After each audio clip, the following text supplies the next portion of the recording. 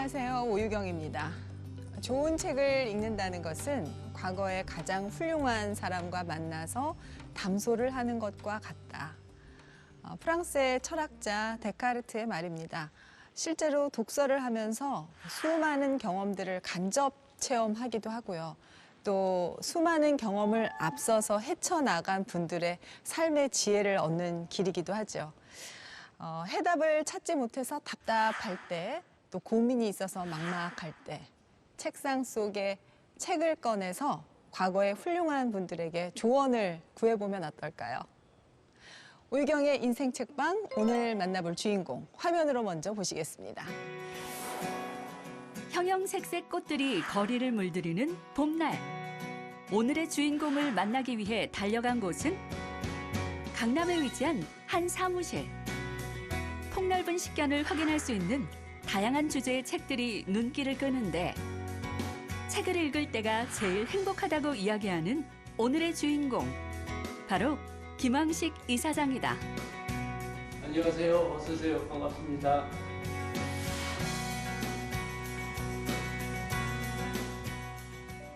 (1972년) 제14회 사법시험에 합격.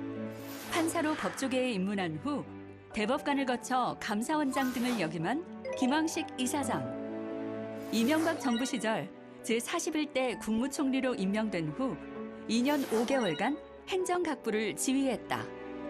특히 주요 갈등 현장에서 탁월한 소통 능력을 보이며 명재상으로 평가받았는데 40여 년 공직 생활을 마치고 청년들은 물론 각계각층의 사람들에게 자신의 경험을 꾸준히 전수하고 있는 김황식 이사장. 그의 삶에 큰 영향을 미친 인생책은 무엇일까? 독일 통일의 아버지인 헬무트 콜 총리의 나는 조국의 통일을 원했다 하는 이런 책입니다. 우리 한국의 정치인들, 우리도 통일을 이루어야 되고 국가 번영을 이루어야 되는 이런 상황 속에서 정말 우리가 본받아야 될 그러한 정치가다 하는 생각을 합니다. 김황식 이사장의 인생책, 나는 조국의 통일을 원했다를 만나보자. 정치인의 삶과 발자취를 책을 통해서 이야기하는 시간, 오유경의 인생 책방.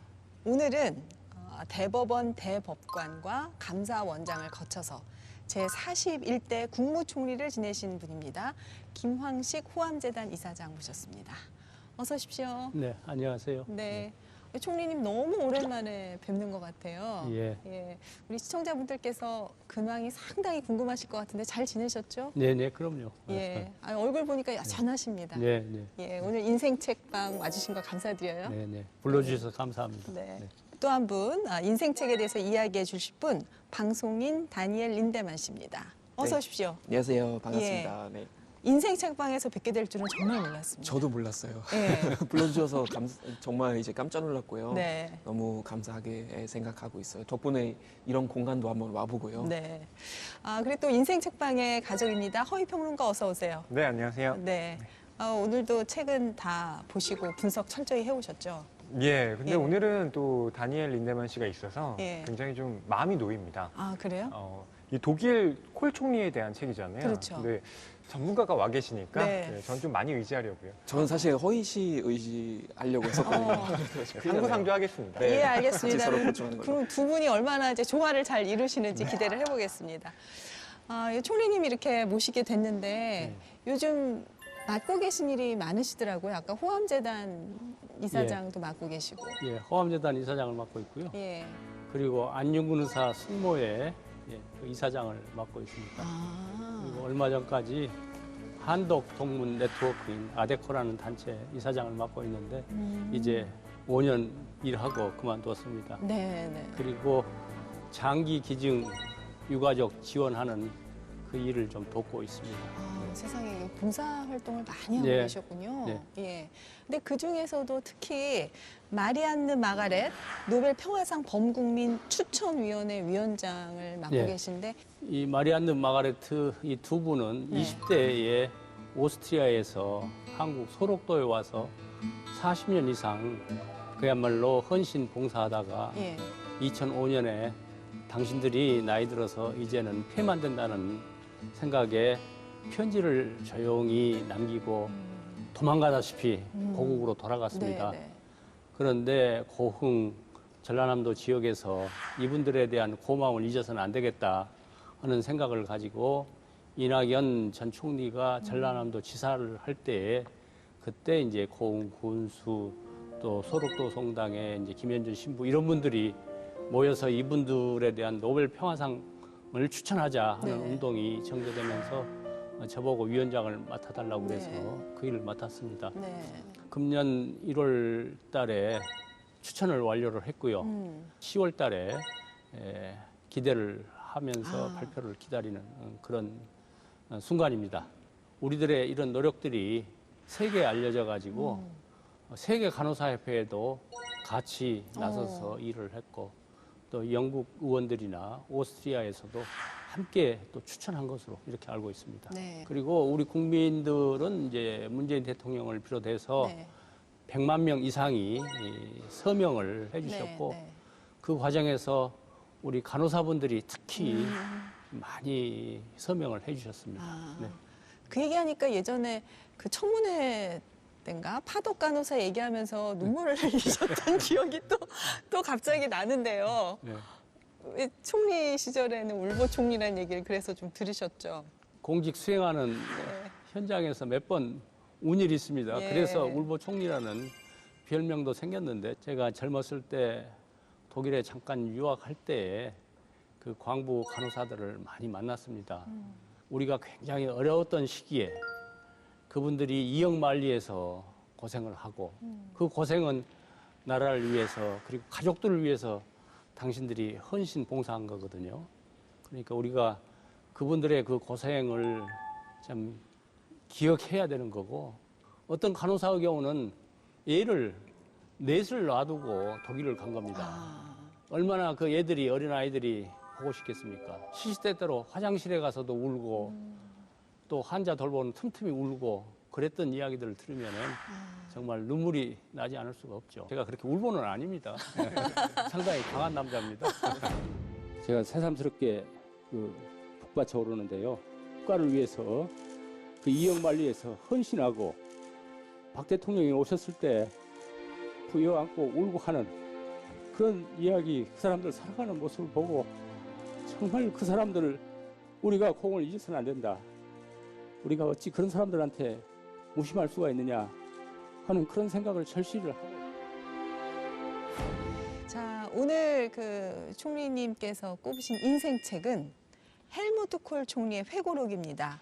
나는 조국의 통일을 원했다. 통일 독일의 첫 번째 또 총리이기도 하고요. 서독의 또 총리이기도 한데 이 책을 인생책으로 꼽은 이유가 있으신가요? 이분이 통일을 직접 담당을 했던 네. 책임자로서 겪었던 일들을 그 객관적인 사정뿐만 아니라 그분이 가졌던 생각 그리고 국제 정치 관계에서 외국의 정상들 특히 고르바초프 소련 수상의 예. 협력이 절실했는데 예. 그분들과 어떻게 교류를 하면서 그분들을 설득시키고 했는지 정치적인 이런 측면을 떠나서 인간적으로도 너무 감동이 되는 이런 스토리들이기 때문에 네. 우리가 정말 이분들의 일하는 스타일 네. 그리고 이분들의 자세 또 이분들의 심성까지도 우리가 들여다볼 수 있는 좋은 책이다. 이런 생각을 가지고 이 책을 선정을 했습니다. 지금 말씀하신 의도 그대로 저도 이 책을 읽으면서 느꼈습니다. 예. 그래서 참 좋은 기회를 가졌는데 이 책이 이제 시중에서는 절판돼 있는 예. 책이어서 아쉬웠지만 오늘 오유경의 인생책방을 통해서 이 내용의 핵심을 잘 이제 전달해 예, 드리도록 할 네. 거고요. 네. 총리님 그때 그 베를린 장벽 무너지는 순간에 예. 그때 굉장히 놀라셨을 것 같은데 예. 어떠셨어요? 우리 두 분은 어릴 때라 기억이 없을란가 모르겠는데 그때 저는 나이가- 그때 중견 판사를 하고 있을 때니까 아, 깜짝 놀랐습니다. 예. 영어로 하면 서프라이즈고 예. 독일말로 하면 위버라슌 위버라슌. 아주 놀라운 일이었는데 예. 저는 그 사건을 보면서 저건 신의 섭니다. 인간의 작품이 아니다 하는 생각을 했고요. 우리도 말하자면 통일 기회가 오면은 네. 저런 식으로 올지도 모르겠다 하는 생각을 가지고 네. 독일 사람들이 어떤 노력을 했길래 저와 같은 일이 독일 사람들 의도된 바는 아니지만은 네. 저와 같은 결과가 나온 것인지 하는 것에 대해서는 심도 있게 공부를 해봐야 되겠다 하는 생각을 가지고 있었는데 네. 그 뒤에 이제 제가 총리를 하고 총리를 마치고 독일에 가서 한 6개월 공부를 하면서 독일 통일 과정에 대해서 집중적으로 연구를 했었죠. 아, 그러셨군요. 두 분은 그때 나이가 어떻게 되시는 거예요? 그러니까 한국식으로 나이를 여쭤봐도 되는 겁니까? 아이, 그럼요. 네. 저는 85년생이니까 예. 베를린 장벽 무너졌을 때는 이제 44살이었죠. 아. 예. 아주 어릴 때인데 기억은 사실 크게 있지는 않아요. 예. 저는 유일하게 기억나는 건 저는 그날 저녁에 초코 푸딩 먹고 있었어요. 그 기억이 어디예요? 그 기억이 나는 게. 약간 그 맛이나 이런 거 사람이 되게 잘 아, 기억할 수 있잖아요. 그렇죠. 그러니까 초코 푸딩 먹는 기억이 있는데 네. 엄마가 TV 보다가 깜짝 놀랐던 그 그 기억이 모습이 있어요? 그 기억이 있어요. 근데 친한 친구, 독일 친구, 예. 약간 중마고울 같은 친구인데 그 친구한테만 물어봤더니 자기는 정확하게 기억난대요. 그래요? 네, 그때 자기 부모님도 TV 보다가 깜짝 놀라셨는데 아. 그래서 그 친구 가서 이거 무슨 영화예요? 엄마라고 물어봤대요. 무슨 영화냐? 무슨 영화냐고. 근데 엄마가 야, 시모나 이건 영화 아니라 이거 실시간으로 지금 베를린에서 일어난 일들이라고 이렇게 대답하셨대요. 워낙 놀라운 일이니까 네, 4살짜리 아이지만 그 장면이 한 컷이 기억이 나는 그렇죠. 거군요. 네. 네. 허기 평론가는 시몬이라는 친구분이 머리가 참 뛰어난 분 같아요. 저는 네. 사실 1살 더 많거든요. 예. 근데 아무 기억도 안 나요. 90년대 이후가 돼서야죠. 그렇죠. 이제 어렴풋한 기억들이 좀 떠오르는데 그때 89년은 뭐 저에게 그냥 깜깜한 시기인데 나중에 이제 시간이 지나고 나서야 그렇죠. 예. 88년에 내가 호돌이와 함께 사진을 찍었구나. 그 정도. 이런 것들을 좀 어. 떠올리기도 했습니다. 네. 그런데 우리 다니엘 씨 같은 경우는 네. 헬무트 콜 총리의 책을 혹시 그 전에 읽은 적이 있었나요? 읽은 적은 없어요. 그럼 이번에 읽었어요? 처음이었어요. 그래서 저는 되게 감명 깊게 봤어요. 왜냐면은 헬무트 콜 총리는 제가 뭐 어렸을 때 어쨌거나 계속 TV에서 많이 봤었고 이제 네. 몇 년 전에도 장례식도 독일에서 크게 했었잖아요. 일단 이렇게 오래 총리를 맡았던 사람은 없었고 그렇죠. 16년 동안 이제 총리를 잡고 있었으니까 그리고 뭐 메르클한테도 어마어마한 그런 네. 영향을 끼치기도 했었고 네. 90년대 후반에 이제 그런 스캔들이 일어나면서 그거는 한참 화제됐던 것도 아직도 너무 생생하게 기억나는데 네. 저는 이제 한국에서 방송하거나 강연하면서 통일 얘기 많이 했는데 그래서 전체적인 어떤 프레임을 알고 있었죠 대충. 네.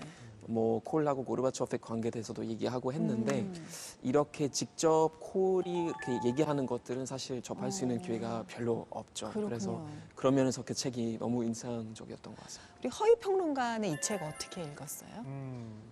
지금 이 책이 이렇게 콜 총리의 얼굴이 나와 있고 네. 회고록이라고 돼 있으니까 정치인 얘기잖아요. 상당히 어렵겠구나. 예. 이분 또 얼마나 또 심오한 말씀을 하실까 네. 약간 걱정하고 봤는데 의외로 솔직히 담백하게 회고를 하더라고요. 네. 예컨대 베를린 장벽이 무너졌다라는 소식을 접했을 때는 이렇게 회고하고 있습니다. 너무나 충격적이어서 나는 거의 말이 나오지 않았다. 이분이 좀 진솔하게 이 회고록을 기술하고 있구나라고 네. 좀 판단이 됐고요. 네. 또 이 콜 총리가 당대 독일을 중심으로 그러니까 주변국과의 여러 외교 정세들을 또 기술해 놓고 있잖아요. 네. 이게 저한테는 어떻게 보였냐면 요즘에 그 문명이라는 게임이 있습니다. 그러니까 문명이라는. 근데 그 문명이라는 요즘에 게임은 탐닉하고 있는 게임이신가요? 조금이요. 이게 국가를 건설해서요. 그러니까 그 국가를 어떻게 하면 번영시킬까를 그러니까 마치 이제 정치 지도자가 자기가 된 것처럼 그게 다 운영해 나가는 거예요. 그거 옛날 게임 같은데요? 제가 계속 옛날에 했던 것 시리즈가 나오고 같은데. 있습니다. 그래서 이 예. 헬무트 콜 총리의 입장에서 예. 어떻게 하면 독일 통일이라는 목표를 향해서 여러 정치적 판단과 협약을 해 나갈까? 전 그렇게 네. 게임처럼 이 책을 좀 읽어 나갔던 것 같아요. 네.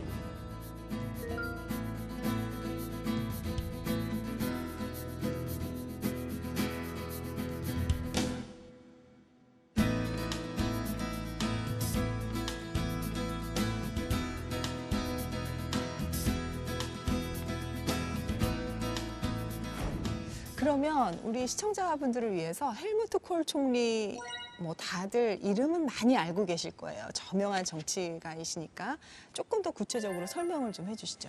네, 헬무트 콜 네. 총리는요, 1930년에 태어났고 2017년에 네. 세상을 떠난 독일의 정치인입니다. 네. 콜 총리에게는 항상 이 최연소라는 수식어가 따라다녔어요. 네. 16살 때, 1946년이었거든요. 이때 이 독일 기독교 민주동맹에 입당을 했는데 청년 조직에서 네. 활동을 했고요.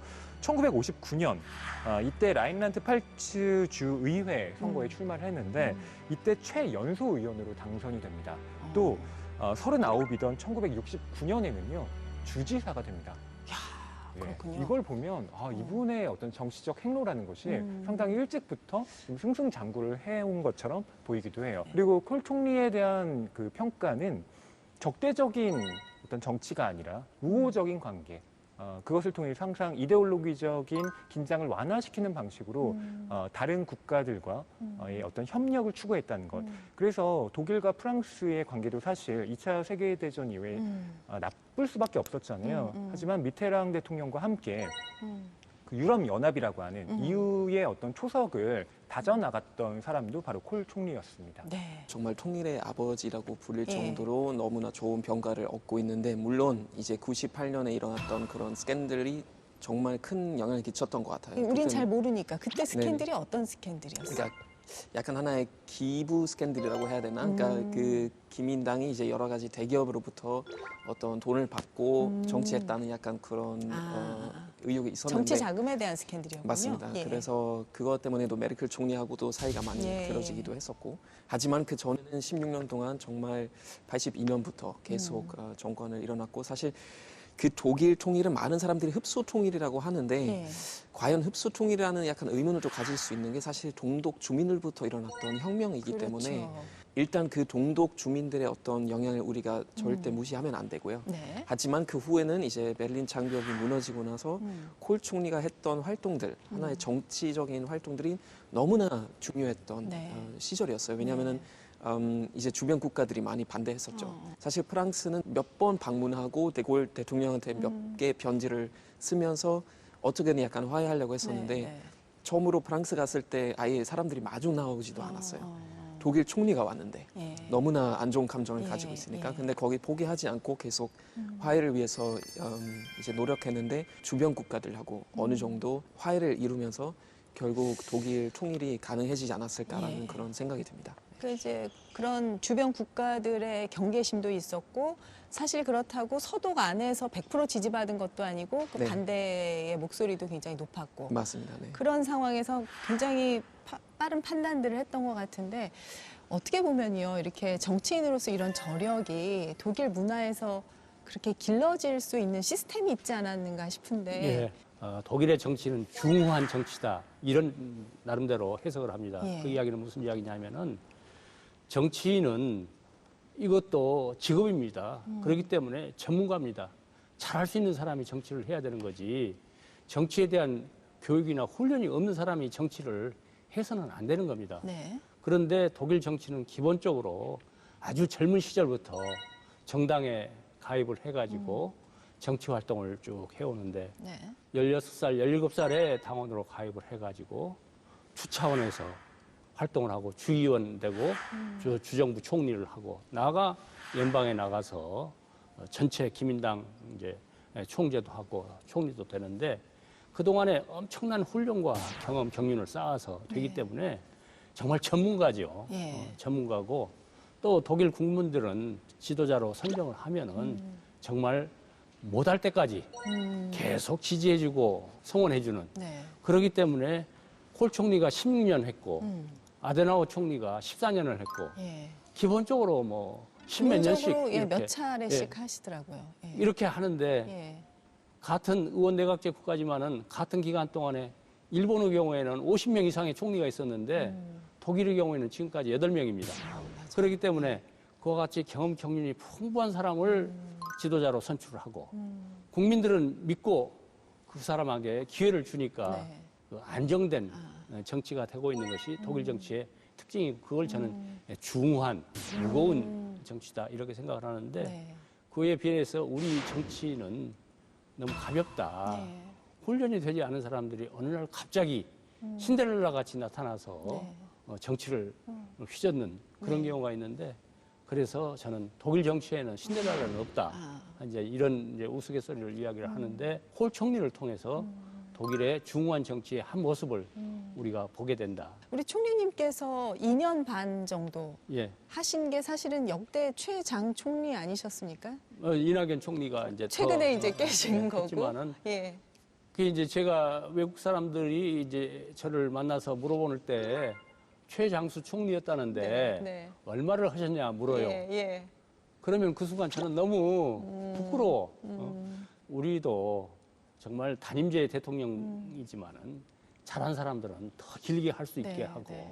못한 사람은 뭐 금방 쫓겨나는 거고요. 그렇게 해야 그리고 경험 경륜이 충분한 사람들이 이렇게 돼야 되지 너무 가볍게 이렇게 움직이는 정치는 국가 발전에 도움이 되지 않는다 이런 네. 생각을 하는데 독일 정치에서 저는 우리 정치가 참고해야 될 그런 교훈이 있다 생각을 합니다. 네. 사실은 뭐 총리님에 대해서는 2년 반이라는 우리나라의 최장수 기간이 얘기도 하지만 조용하게 실무적으로 역할을 참 잘해 오셨다라는 평이 뭐 여야를 불문하고 다 공이 나오고 있는 평이더라고요. 독일 같았으면 한 16년 하셨을 거예요. 독일 같으면은 통계가 아예 안 됐죠. 아, 그렇습니까? 조금 그 느끼는 차이점이 뭐냐면 한국에서 얘가 이제 정치하려나 하나 보다 하는 거는 약간 거의 뭐 욕까지는 아니지만 좀 비판적으로 생각하는데 정치는 당연히 해야 되고 정치는 당연히 우리 사회에 너무 필요한 요소이기 때문에 네. 정치한다고 해서 사람들이 뭐 욕을 하진 않아요. 비판적으로 보진 않거든요. 문화가 달라요. 네, 그러니까. 조금 그런 다른 것 같아요. 그러니까 한국에서는 약간 얘가 이제 정치하려나 하나 보다. 그렇죠. 정치한다라는 말이 안 좋은 말. 네, 조금 시선이 별로 좋지는 않은 것 그렇죠. 같아요. 게다가 독일은 만 18세부터 또 의원 할 수는 있거든요. 한국은 이제 알기로는 25살에 이렇게 돼 있는데 네. 되게 어린 나이에 의원들이 많아요. 그래서 그런 식으로 어린 나이부터 좀 경험을 쌓고 또 이제 관심을 가지면 충분히 자기 차원에서 좀 정치 활동을 할 수는 있죠. 우리 다니엘 씨는 보니까 그 비정상회담보다는 인생 책방 스타일이 더 맞으신 것 같아요. 예능보다는 우리 교양 쪽. 네. 그 비정상회담에서는 맨날 썰렁하다고 맨날 독일 개그를 가져와서 그랬는데 개그 노트를 아직도 지금 요즘은 SNS에서 가끔씩 공부하고 올리는데 사람들이 그래도 반응이 폭발적이에요. 독일이 당시 한 40년 정도 분단 이후 흘렀을 즈음에도 콜 총리 회고록에는 40년이 흐르니까 독일 사람들의 통일에 대한 열망, 특히 이제 서독 사람들의 통일에 대한 열망이 흐려지는 것 같아서 참 안타깝다 이런 얘기를 쓰고 있어요. 맞아요. 콜 총리도요. 예. 그러니까 독일 국민들의 이 통일에 대한 의지가 희박해지는 것에 대한 우려를 표명합니다. 네. 특히나 뭐 그 분단 상황만을 알고 태어난 세대들이 이제 막 성장하고 있었기 때문에 내가 태어나고 보니까 서독과 동독이 이미 갈라져 있네? 우리 그냥 따로 살면 되지 뭐하러 합쳐? 귀찮게라는 의식이 이제 만연해지는 걸 이 콜 총리가 이래선 안 된다라고 경각심을 느끼게 된 예, 거죠. 예. 그래서 이 독일 민족의 단일성이라고 하는 것 그리고 그것을 위해서는 통일 목표라는 것을 분명하게 제시할 필요가 있음을 깨닫게 되고요. 그것을 위한 여러 가지 정책적인 노력들을 기울이게 됩니다. 독일이 통일했을 때 상황하고요. 지금 우리나라 상황하고 아마 비견하면서 그때 통일 공부하셨을 것 같은데 우리가 독일의 통일 과정 모델을 우리가 그대로 운영할 수는 없을 겁니다. 많은 차이가 있기 때문에. 네. 그러나 기본적으로 그런 과정 속에서 우리가 배울 수 있는 참고해야 될 교훈은 분명히 있다. 네. 양 독일이 서로 원한다고 통일될 수 있는 상황이 아니에요. 예. 전승 4개국이 오케이를 해줘야 예. 되는 상황이기 때문에. 그러나 아데나워 시대에는 국력을 키워서 네. 말하자면은 통일의 기반을 만들었고 브란트 총리는 그런 국력의 기반 위에서 오스트 폴리틱, 동방 정책을 통해서 교류 협력을 통해서 네. 접근을 하자. 작은 걸음이지만은 한 발씩 앞으로 나아가자. 네. 그러한 발전적인 통일 정책이 나오고 그리고 좌파 수상인 브란트 수상이 했던 그 정책을 우파 수상인 콜 총리가 그대로 계승을 해가지고 예. 반대당의 예, 총리가 나갔던 그 동방 정책을 계승했다는 면이 예. 어떻게 보면 또 콜 총리의 좀 위대한 탁월한 점이죠. 면. 예. 근데 우리 경우에는 정권이 교체가 되면은 통일 정책을 비롯해서 모든 정책들이 확확 뒤집히고 없어져요. 예. 이렇게 되면은 국력의 낭비입니다. 네. 그것 때문에 국민들 간에 갈등이 생겨요. 그다음에 세 번째는 국제관계에서 신뢰를 잃습니다. 네. 어제까지 이런 이야기를 했는데 왜 오늘은 다른 이야기를 하느냐. 그런데 독일의 경우에는 그렇지가 않거든요. 다소 시대 상황에 따라서 변화를 하지만은 그대로 계승하고 진화시켜 나가고 조정시켜 나가는 거지. 네.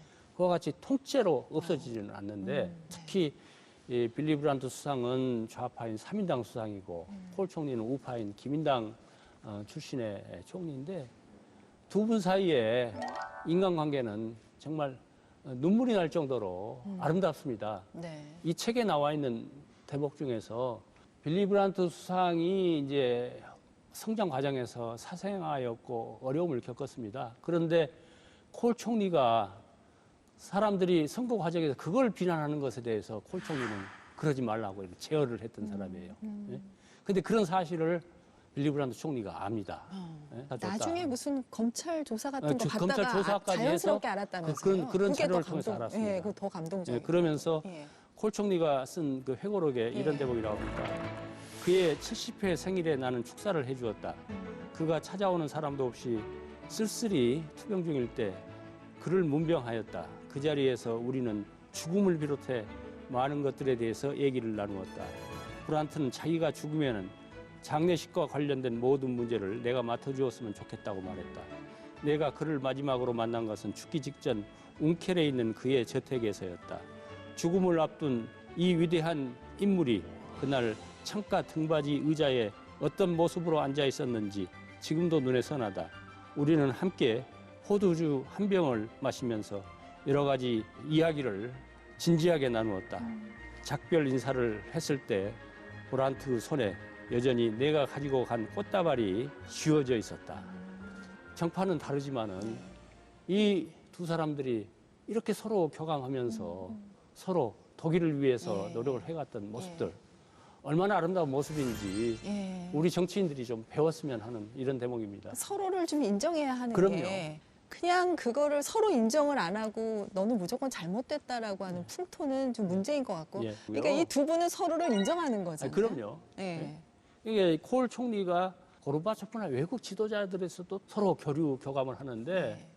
가령 예를 들어서 베를린 장벽이 무너진 89년 6월 달에 예, 예. 6월 달에 본에서 고르바초프하고 둘이 만납니다. 만나서 이와 같은 현안을 논의하고 저녁 12시가 넘어서 두 분이서 통역만을 데리고 라인강가를 네. 산책을 합니다.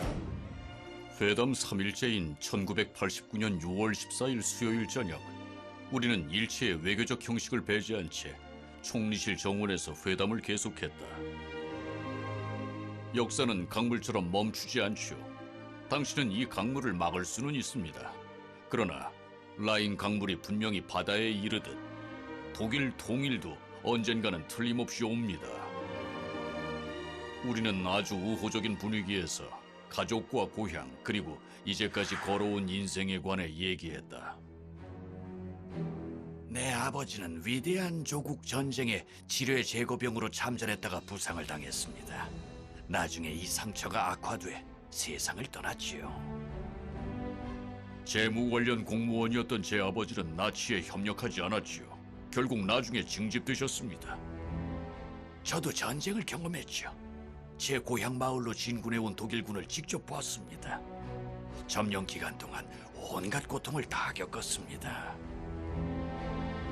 저 역시 다른 지방으로 끌려갔는데 때마침 전쟁이 끝나 겨우 고향에 돌아왔습니다. 내 이야기를 듣고 고르바초프는 감동을 받은 듯했다.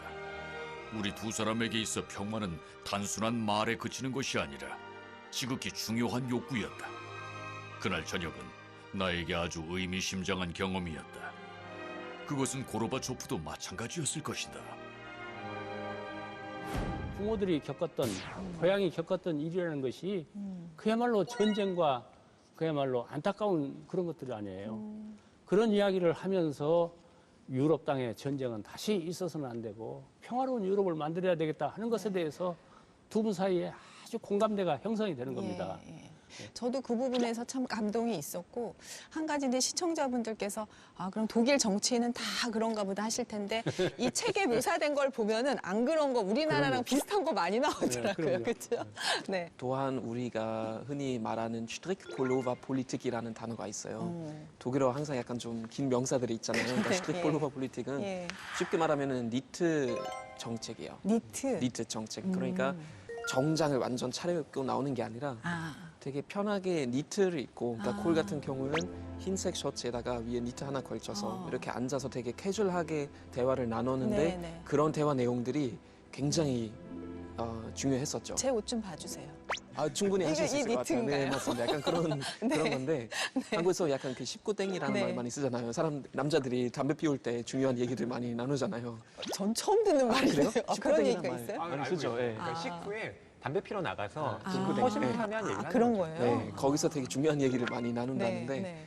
콜 수상하고 이제 고르바초프도 만났을 때는 되게 캐주얼하게 이런 얘기했었는데, 게다가 고르바초프의 부인도 사실 큰 역할을 했었어요. 그러니까 이제 카우카수스 쪽으로 가서 만났을 때는 그 부인이 중간에 꽃다발을 뽑아서도 콜 총리한테 주기도 했었고, 네. 그래서 항상 그 양쪽에서 우리는 그래도 기본적으로 어떤 우호적인 관계를 지금 추구하고 있다라는 그런 점을 많이 얘기했었는데, 근데 이제 당연히 콜 총리도 좀 타협하지 말아야 할 것도 정확하게 이제 정했었죠. 예. 그러니까 예를 들면 그 나토 회원국가 그래서 그래서 이제 유럽 쪽은 나토 회원국이고 소련 쪽의 연맹은 바르샤바 조약으로 엮여 있는. 맞습니다. 그 이제 두 가지가 굉장히 갈등을 많이 하고 있었던 상황인 맞습니다. 거잖아요. 맞습니다. 그래서 고르바초프 입장에서는 사실 통일된 독일이 나토 회원국이 되면 안 되는 상황인데, 그렇죠. 예. 근데 콜은 그래서 가기 전에 미리 연락해서 혹시라도 그거는 기본적으로 완전히 반대한다면 미리 알려달라. 그럼 우리 아예 기초에 아예 가진 않겠다라고 않겠다. 얘기한 건데,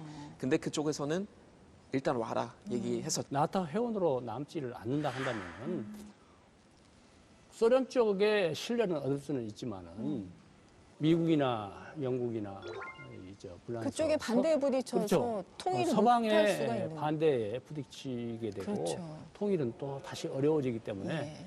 그렇게 어정쩡한 타협은 하지 않는 그런 대목이 거기에서 또 그게 나타납니다. 판단이 굉장히 그 좋았던 현명한 예, 예, 판단이었던 거죠. 그래서 콜은 결국 약속을 합니다. 우리가 나토 회원국 되겠지만 우리가 ABC 무기를 가지지 않겠다는 약속을 하는 거예요. 즉, atomic, biological 그리고 chemical weapons. 그러니까 어떤 뭐 핵무기라든지 생물학 무기라든지 화학 무기를 우리 가지지 않겠다는 약속하고, 우리 군사력을 37만 명으로 줄이겠다는 약속. 그리고 우리가 폴란드나 프랑스를 비롯해서 다른 나라의 국경선을 해치지 않겠다는 약속. 즉, 다시는 2차 대전처럼 다른 나라를 침략하지 않겠다는 위협하지 약속. 않겠다. 그렇죠. 예. 게다가 이제 좀 단순한 약속인데 돈을 준 거예요. 그러니까 200억 마크 정도 이제 고르바초프한테 총 합쳐서 그 돈을 주고, 또한 이제 경제가 안 좋았으니까 곡물을 되게 많이 전달했다고 하더라고요. 예.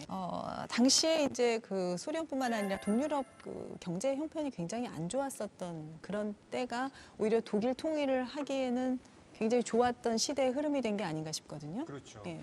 왜냐하면 그 탄압이 실은 좀 계속되고 있었거든요. 정권이 이 체제를 유지하기 위해서는 사람들을 더욱 옥죄할 수밖에 없었고, 또 당시에 여러 가지 모순들에 대한 개혁 조치도 일어나지 않았던 상황이거든요.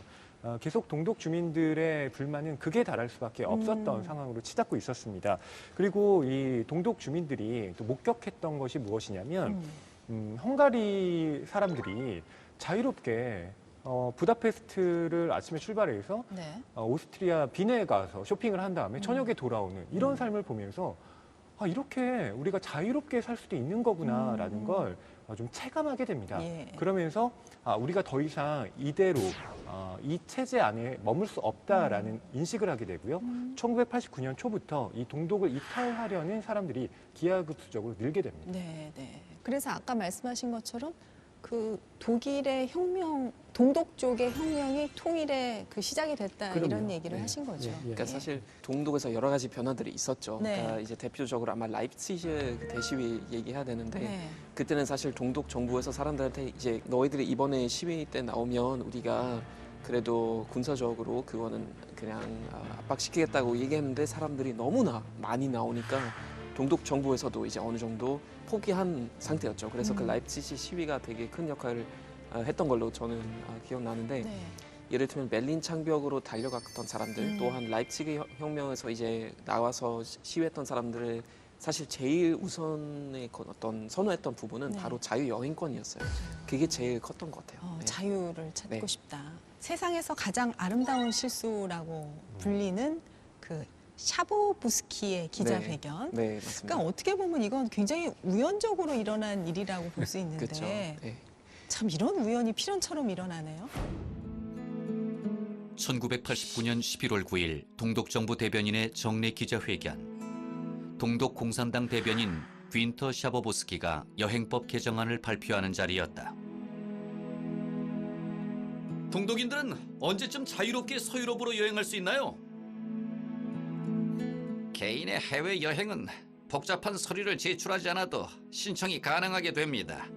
신청을 하면 바로 허가가 내려질 것입니다. 이때 대본에 없던 질문이 나왔다. 기자회견 내용을 제대로 숙지하지 못한 샤보보스키는 당황했다. 여권이나 비자는요? 그들은 원하는 곳이면 아무데나 갈 수 있고 아무도 그들을 막지 않을 것입니다. 그 법은 언제부터 발효됩니까? 동독의 여행법 개정안은 다음 날부터 심사를 통해서 진행할 예정이다. 하지만 이 답을 알지 못했던 샤보보스키는 서류를 뒤적이다가 즉흥적인 답변을 한다. 글쎄요. 제 생각에는 지체 없이 즉시 시행될 것입니다. 기자회견은 TV로 생중계되고 있었고 수만 명의 동서독 주민들이 장벽으로 몰려들었다. 베를린을 동서로 가른 철의 장막. 베를린 장벽은 이렇게 무너지게 됐다. 그래서 이제 그때 사람들이 베를린 장벽으로 너무나 많이 맞습니다. 동서독 사람들이 몰려오면서 네, 그 장벽이 그냥 무너져 버리니까 그때는 그렇죠. 벌어져 버린 일이 맞습니다. 엎질러진 그래서 더 물이 이상 되면서. 동독 정부에서 더 이상 막을 수도 없었고 예. 포기한 상태였고 정말 알기로는 2시간 만에 진짜 몇백만 명 그쪽으로 달려가니까 군인들도 총 들고 어느 정도 서로 눈치 주고 있었는데 예. 결국은 이제 한 명도 쏘진 않고 예. 그래서 피와 눈물 없이 이뤄진 동일 또한 이제 베를린 장벽의 어떤 붕괴 이뤄진 거죠. 그래서 우리한테 네. 너무나 중요했던 순간이었는데 정말 지금도 아직까지 그런 영상들 보면 저는 그때 뭐 4살밖에 안 됐지만 너무 감동없고 그 다음날 이제 11월 10일 날도 사람들이 그 장벽 위로 올라가서 손잡고 정말 큰 하나의 체인을 만들고 이런 모습들이 정말 너무나 감동적이었죠. 네. 그렇죠. 그 냉전의 어떻게 상징 같은 존재였는데 맞습니다. 네. 그게 무너졌으니까 네. 전 세계가 정말 주목을 했던 그 장면이 우연에 의해서 맞습니다. 아름다운 예. 실수였죠. 예. 네. 그리고 저는 베를린 장벽이 예. 한쪽에서만 무너지지 않았다라는 점에 주목을 하고 싶어요. 그러니까 동독 주민들이 그렇게 달려 나오고 예. 서독에서도 같이 응답을 한 거죠. 음. 그래서 장벽을 사실은 양쪽에서 같이 부숴 나갔다라는 그렇죠, 그렇죠. 점을 이 통일 독일에 관해서는 반드시 좀 언급해야 되는 게 아닌가 싶더라고요. 네. 그래서 이제 11월 28일 날 콜 총리가 서독 하원 의회에 가서 연설을 합니다. 앞으로 이 양쪽 독일의 통일과 관련돼서 어떤 계획을 가지고 해나갈 것인지 네. 하는 10개 항의 프로그램이라는 예. 그 순간에도 콜 총리는 당장 통일을 하겠다는 생각이 없었어요. 네. 통일은 단계적으로 몇 년에 걸쳐서 그리고 EU가 통합되는 과정에서 자연스럽게 이루어질 것이다. 일정은 못 박지는 않았지만은 네, 네. 이제 그런 생각을 하고 적어도 앞으로 수년은 걸릴 것이다. 이렇게 생각을 하고 그 사이에 이제 서방 세계와 소련 등 동부 세계의 우려를 불쑥시켜가면서 통일의 분위기를 만들어야 되겠다 생각을 했는데 근데 동독 주민들이 자꾸 서독으로 넘어오는 겁니다. 예. 결국은 동독의 엘리트들 이런 사람들이 자꾸 넘어오니까 동독 기업들이 말하자면 제대로 가동이 안 되는 상황이 생기고 서독 입장에서는 동독에서 넘어오는 사람들을 돌봐야 되는 그런 부담이 생기기 때문에 이게 양쪽 다 혼란스럽죠. 이걸 해결하는 방법은 움직이지 말고 가만히 좀 계세요. 그러면 우리가 동독 주민에 대해서도 그렇죠. 소독과 같은 네, 네. 그런 생활을 할 수 있도록 네, 네. 여튼 하겠다. 네. 그러기 위해서는 통일로 선회할 수밖에 없다 하는 생각을 가지고 콜 수상이 이건 도리 없이 통일만이 해결책이다 하는 생각을 가지고 그걸 가지고 이제 각 나라들을 예. 설득하기 시작하는 거죠. 그러니까 그 베를린 장벽이 무너지는 그 순간까지도 사실 통일에 대해서는 동독 입장 또 서독 안에서 정치의 뭐 우파 좌파에 따라서 서로 다른 그림을 갖고 있었던 것 같아요. 그런 사건들이 우연한 사건들이 연결되면서 네. 그냥 통일로 가버린 거예요. 그러니까 독일 사람들은 말하자면 우리가 통일을 해냈다보다도 통일이 결과적으로 이루어진 거지 계획대로 된 것은 아니다. 네. 그래서 저는 독일 통일 과정을 쭉 공부하면서 느낀 것 중에 하나가 첫째가 네. 이건 인간의 계획대로 된 것이 아니고 하나님의 작품이다 하는 이야기 하나 하고 정말 그렇게 우연히만 됐겠느냐. 서독 사람들이 그동안에 했던 동독을 향한 잔잔한 이런 마음을 주고 지원을 하고 했던 여러 가지 노력들이 쌓여서 하늘도 그런 기회를 준 것이 아니겠느냐. 그런다면 우리 속담대로 하늘은 스스로 돕는 자를 돕는다. 네. 이 두 가지 요소가 결합돼 가지고 예. 독일 통일이 이루어졌다. 예. 이렇게 보는 겁니다. 그래서 우리도 이 두 가지 우리의 계획대로 되는 것은 아니다. 그러나 우리가 해야 될 도리를 잘잘히 해나갈 때에 통일의 기회가 오는 것이다. 그렇기 때문에 정치인들이 이걸 통일을 조급하게 성과를 내려고 하는 것도 잘못이고 네. 정치적으로 이용해서도 안 된다.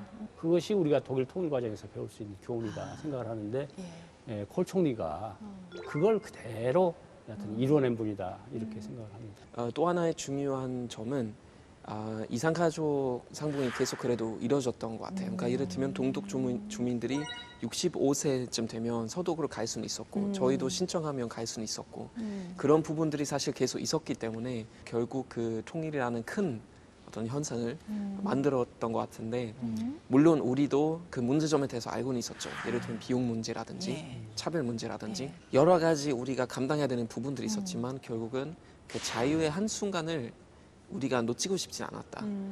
하늘 뜻으로 이제 이루어졌는데 사실 그 자유를 잡을 수 있는 순간도 언제 올지 모르기 때문에 어떤 비용이 발생하더라도 그 순간을 우리가 지금 잡아야 된다는 약간 네. 그런 부분이 있었던 것 같아요. 네, 네. 그리고 저는 그 굉장히 감동적이었던 부분이 그 동독 주민들이 콜 총리를 엄청 환영하고 환대하고 하는데 콜 총리가 그때 내가 해냈습니다 하면서 그 동독 주민들을 더 흥분시키는 것이 아니라 어떻게 하면 냉정을 유지하게 해서 이 통일의 과정이 힘든 고난의 길이라는 메시지를 또 주기 위해서 굉장히 노력하는 모습을 보면서 아까 말씀하신 중후한 정치인 네. 맞다 예. 싶었어요. 그에 이제 드레스덴 동독을 찾아갑니다. 예. 그래서 동독 주민들이 엄청나게 환호를 합니다. 엄청나죠. 예. 엄청나게 환호하면서 동독 주민들의 열망이 이렇다 한다면은 통일의 길로 갈 수밖에 없다는 예. 생각을 하게 됐고요. 그때 콜 총리가 얼마나 섬세한 분이냐면은 저 사람들이 그냥 흥분해가지고 도이칠란트라는 노래 모든 것 위에 있는 우리 독일 이런 가사가 들어있는 노래를 부르게 되면은 이건 민족주의적인 이런 노래인데 이것이 다른 나라들에게는 서구가 어떻게 보고 있으니까. 보여질 것인가. 이래서는 안 된다. 그렇죠. 좀 흥분을 자제시켜야 된다 하는 네. 생각을 가지고 만약 그런 사태가 생기면은 우리 이제 하나님께 감사합시다 하는 성가로 노래를 바꾸도록 그 성가는 차분해지는 거잖아요. 네, 차분해지는 참 대단하시다. 그렇게 섬세한 네, 네. 생각을 했던 분이에요. 콜 총리가 체중을 모르겠는데 제가 느낌으로는 한 120, 30kg 되는 분 아닌가 싶어요. 네? 예, 굉장히 키 크고 좀 등치가 있어 약간 곰같이 생기셨죠. 예.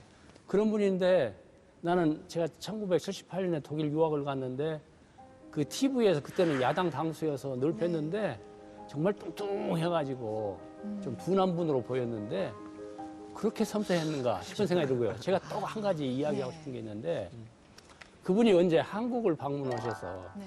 신라 호텔에 투숙을 하셨어요. 네. 근데 우연히 신문 기사를 보니까 그 신라 호텔의 직원이 콜 수상이 딱 수건 한 장, 조그마한 수건 한 장을 쓰고 나머지 수건들은 전혀 안 쓰고 한 장으로 모든 것을 다 커버를 했다는. 참 검소하고. 그걸 보고 제가 깜짝 놀랐습니다.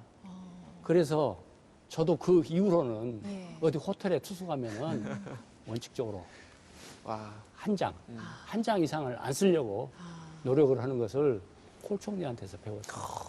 네. 감동인데요. 예, 예. 정말이에요. 그런 점에서 저는 정치인이 못 될 것 같습니다. 수월 여러 장 쓰거든요. 아니 근데 그래서 그러셨나? 아마 그 결혼 생활이 좀 우선 가족 관계가 사실은 그렇게 좋진 그렇죠. 않았던 걸로 예, 알고 있습니다. 예. 우선 첫 번째 아내인 경우는 이 퍼스트 레이디로서의 삶 자체가 좀 잘 맞지 않아서 좀 괴로워했다라는 얘기도 나오고 또 건강 상태도 나빠지면서 안타깝게도 스스로 목숨을 끊게 돼요. 네. 그리고 이 두 번째 부인과 또 이 전처와의 이제 자식들 간의 갈등이 예, 좀 있었던 것도 이 콜 총리에겐 아픔으로 작용을 했겠죠. 나중에 콜 총리의 이제 장남이 회고를 하기를 우리 아버지는 늘 가족의 어떤 화목보다는 공익에 모든 것을 앞세우는 분이었다. 네. 그렇기 때문에 아버지에 대한 뭐 살가운 정 같은 걸 사실 느끼기가 어려웠다라고 고백을 하고 있기도 합니다. 그게 이제 그 독일 통일을 위해서 온 마음과 정성을 다 바치시다 보니 아무래도 가정까지 잘 챙기기에는 쉽지 않았던 부분인 것 같고요. 총리님 이제 오늘 오유경의 인생 책방에서 이 한 권을 좀 했는데요. 뭐 시간은 많이 부족했습니다만 어떤 분들이 이 책을 좀 꼭 읽었으면 좋겠다 추천하고 싶은 분들이 있으시다면요? 이건 정치인들이 먼저 봐서 예. 어떤 자세로 정치를 하고 외교를 하는지 하는 것을 네. 좀 봤으면 좋겠고요. 예. 그리고 국민들도 이건 꼭 볼 필요가 있다고 생각합니다. 예. 왜냐하면 정치인을 만드는 것은 국민이잖아요. 그렇죠. 국민이 어떤 정치인을 길러낼까 하는 것은 네. 국민의 책임이기 때문에 국민들이 어떤 정치인을 만들어낼까 하는 하나의 기준, 지침이 될 수 있으리라고 생각을 합니다. 네. 정치는 말하자면 국민의 수준입니다. 좀 섭섭하게 들릴지 모르지만은 정치 수준이 낮은 것은 국민의 책임이 상당 부분 있습니다. 그렇기 때문에 우리 국민들도 좀 더 성숙된 민주적인 정치를 하기 위해서는 어떤 진영 논리에 의하지 않고 네. 바른 것은 바르고 옳은 것은 옳은 그런 판단을 위해서 이렇게 정치인을 길러내고 투표를 하는 그런 자세가 필요하다고 생각합니다. 가령 지금 현실 정치에서 소위 말하는 위생 비례 정당 네. 참 듣지도 못했던 이런 이제 것으로 인해서 아주 혼란을 우리가 겪고 있는데요. 그 연동형 비례대표 제도라는 것이 독일에서 온 거 아닙니까? 그렇더라고요. 독일에서는 전혀 그런 일이 안 생기잖아요. 예. 이 책을 통해서 우리 국민들도 말하자면 독일 정치에 물론 여기에 부정적인 내용도 많이 있습니다. 네. 그런데 긍정적이고 좋은 면을 한번 음미를 해보고 우리 정치가 어떤 방향으로 나아가야 되는지 하는 것에 대해서도 한번 생각하는 기회가 있었으면 좋겠습니다. 네, 그런 취지에서 또 이 책을 또 고르셨고요. 항상 허위평론가가 하시죠? 이 책의 네. 감상 포인트 어떻게 읽으면 좋다. 예. 네. 우선은 이 책이 좀 절판되어서 시중에서 구할 수 없다는 게 아쉽고요. 네, 네. 그리고 충분히 좋은 책인데 음.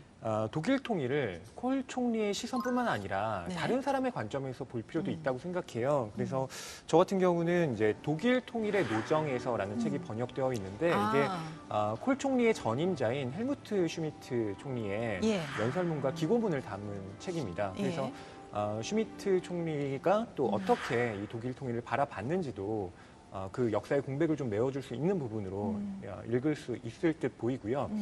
또 이게 또 거시적인 이야기잖아요. 아무래도 역사의 한복판에서 정치인들의 이야기로 구성되어 있기 때문에 저는 이제 문학을 하는 사람으로서 네. 한 사람의 이야기가 또 궁금해지거든요. 그래서 이 독일 문학의 또 유명 작가죠. 모니카 마룬의 슬픈 짐승이라는 소설이 있습니다. 이건 통일 독일 직후에 그러니까 베를린을 배경으로 뭐 사랑과 또 집착에 대한 이야기를 담고 있거든요. 네. 그리고 사라진 동독에 대한 어떤 그 향수 같은 것들을 사람들이 느끼고 있는 지점도 이 책에 담아내고 있습니다. 그러니까 네. 분명 정치 체제는 바뀌었지만 사람들의 의식이 어떻게 또 과거와 결별하지 못하는가도 이 책을 통해서 확인해 볼 수 있죠. 네. 전 일단 오늘 총리는 이제 진짜 네. 오랜만에 뵀었고 덕분에 저도 몰랐던 독일의 모습에 대해서 한 번 더 배울 수 있는 되게 좋은 기회였던 것 같고요. 네. 한국 분들한테 정말 독일 통일이 진짜 뺄래야 뺄 수 없는 그런 이야기인데 진짜 여러 방면에서 좀 볼 수 있는 되게 좋은 기회였던 것 같아요. 네. 네. 다니엘 씨, 허희 씨 오늘 수고하셨습니다. 고맙습니다. 고맙습니다. 네. 총리님 오늘 함께해 주셔서 감사합니다. 네, 네, 감사합니다. 고맙습니다. 국회 도서관이 새로 선정한 책과 화제 책을 만나보는 시간입니다. 오늘 뭐 읽지? 맹수지 아나운서가 전합니다.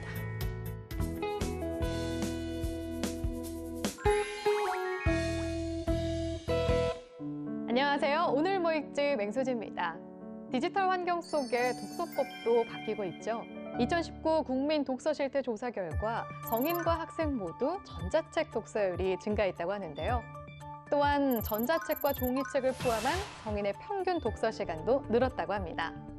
나에게 맞는 방식으로 독서의 기쁨을 느껴보시면 어떨까요? 오늘도 우리를 풍요롭게 해주는 책 5권을 준비했습니다.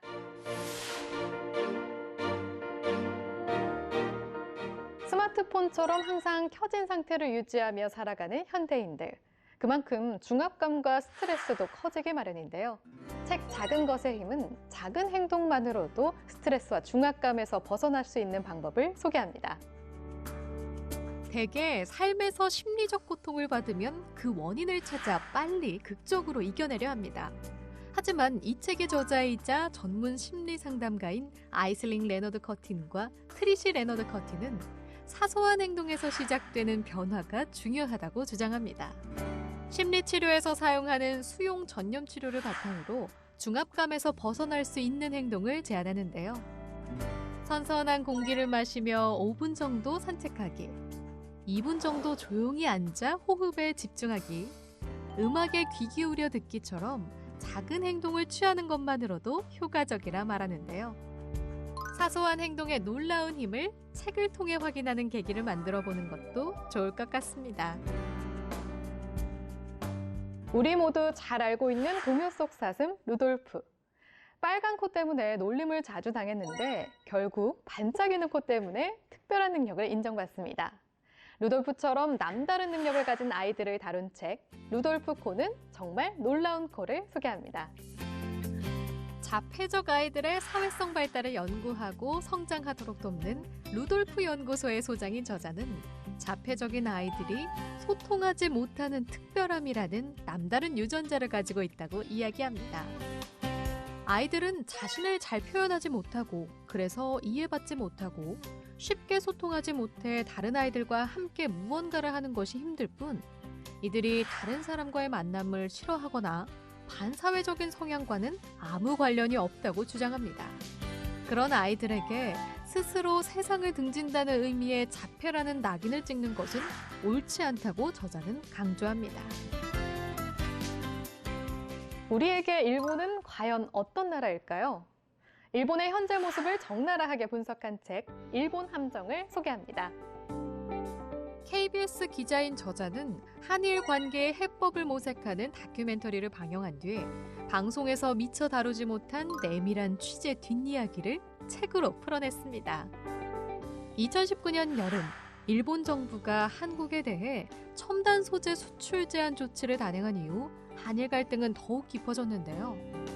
이 책의 저자는 우리가 일본의 도발에 충분히 대응하기 위해서는 일본의 본 모습을 제대로 인식하고 대비해야 한다고 제안합니다. 혐한 정서 확산에 대한 이야기부터 한일 경제 전쟁 등 외교, 안보, 경제, 사회 전 분야를 분석하고 총체적인 해법을 제시해줍니다. 세상이 놀라워하는 경제 성장도 이루었는데 우리의 불행이 날로 커져만 가는 이유는 무엇일까요? 우리 사회의 민낯을 속속들이 들여다보는 책이 있습니다. 우리의 불행은 당연하지 않습니다. 소개합니다.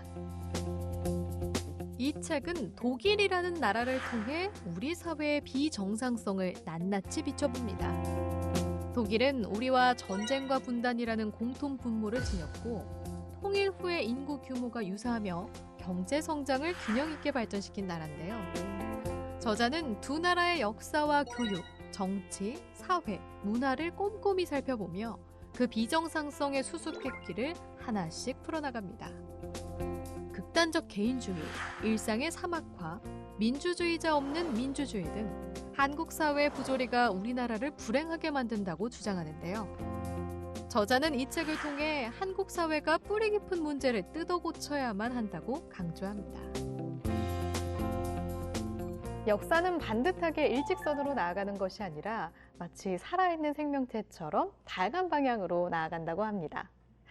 또한 그 변곡점에는 항상 영웅들이 존재했는데요.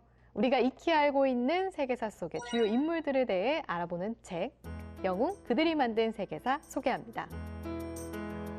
이 책은 로마 제국의 멸망에서 제1, 2차 세계대전 등 역사의 물줄기를 바꾼 인물들을 소개합니다. 그들은 왜 하필 그 순간에 그런 결단을 내렸을까요? 그 결정을 내린 역사적, 사회적 배경은 무엇인가?